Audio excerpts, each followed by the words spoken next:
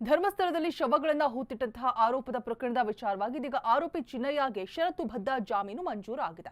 ದಕ್ಷಿಣ ಕನ್ನಡ ಜಿಲ್ಲೆ ಸೆಷನ್ಸ್ ಕೋರ್ಟ್ನಿಂದ ಜಾಮೀನು. ಆರೋಪಿ ಚಿನ್ನಯ್ಯನಿಗೆ 12 ಷರತ್ತನ್ನ ವಿಧಿಸಿ ಜಾಮೀನನ್ನ ಕೊಟ್ಟಿರುವಂತದ್ದು. ಮಧ್ಯಂತರ ಚಾರ್ಜ್ ಶೀಟ್ ಸಲ್ಲಿಕೆ ಬೆನ್ನಲ್ಲೇ ಜಾಮೀನು ಸಿಕ್ಕಂತ ಆಗಿದೆ. 1 ಲಕ್ಷ ರೂಪಾಯಿ ಬಾಂಡ್ ಸೇರಿ 12 ಷರತ್ತನ್ನ ವಿಧಿಸಿದ್ರು ಜಡ್ಜ್. 12 ಷರತ್ತುಗಳನ್ನ ವಿಧಿಸಿ ಇದೀಗ ಜಾಮೀನು ಸಿಕ್ಕಿರುವಂತದ್ದು ಚಿನ್ನಯ್ಯ. ಮಧ್ಯಂತರ ಚಾರ್ಜ್ ಶೀಟ್ ಸಲ್ಲಿಕೆ ಬೆನ್ನಲ್ಲೇ ಇದೀಗ ಜಾಮೀನು ಮಂಜೂರು ಆಗಿದೆ. 1 ಲಕ್ಷ ರೂಪಾಯಿ ಬಾಂಡ್ ಸೇರಿ 12 ಷರತ್ತನ್ನ ವಿಧಿಸಿರ್ತಾರೆ ಜಡ್ಜ್. ಷರತ್ತುಬದ್ಧ ಜಾಮೀನು ಇದೀಗ ಮಂಜೂರಾಗಿರುವಂಥದ್ದು. ಆಗಸ್ಟ್ 23ಕ್ಕೆ ಬಂಧನವಾಗಿರ್ತಾರೆ ಚಿನ್ನಯ್ಯ. 90 ದಿನಗಳ ಬಳಿಕ ಇದೀಗ ಚಿನ್ನಯ್ಯಗೆ ಜಾಮೀನು ಮಂಜೂರಾಗಿದೆ.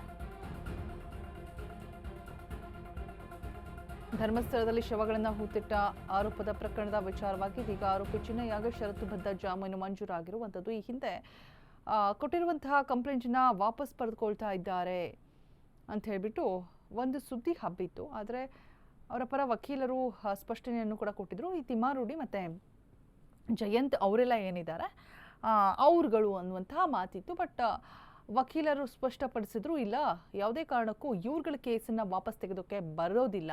ಕಂಪ್ಲೇಂಟ್ ಕೊಟ್ಟಿದ್ದು ಚಿನ್ನಯ್ಯ, ಅವರೇ ಕೇಸನ್ನು ವಾಪಸ್ ತೆಗೆದುಕೊಳ್ಬೇಕು ಅಂತ ಹೇಳ್ಬಿಟ್ಟು ಅದನ್ನು ಕ್ಲಾರಿಫೈ ಮಾಡಿದರು.